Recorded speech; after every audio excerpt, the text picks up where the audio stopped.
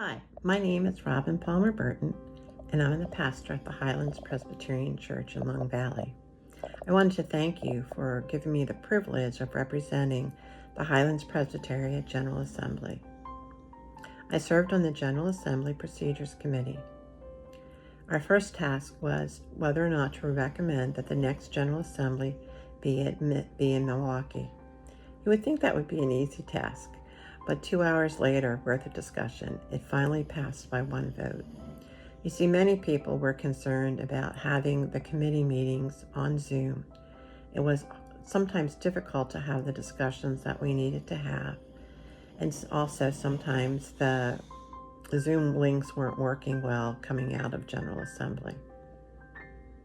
We had heard from many people, including somebody that spoke about the financial implications and that it would add $1 million to the budget for us to have the committee meetings in person.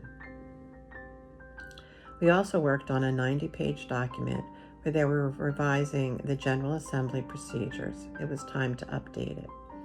We read through it, heard from many people, including the people that served on the committee that wrote the document, and also people that either were supporting it or had concerns.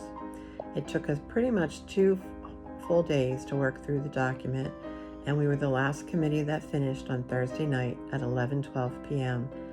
Eastern Time. When I think about the entire General Assembly, I think about the stories that we heard, especially from our young adult advisory delegates. But listening to their stories about gun violence really touched my heart.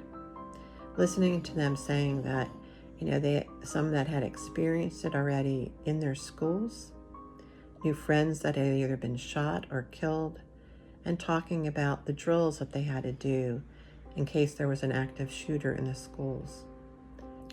We listened to stories from LGBTQ plus young people also, and older, but talking about how they either had been accepted in their church or how they had been shunned by their church and how it had affected their lives.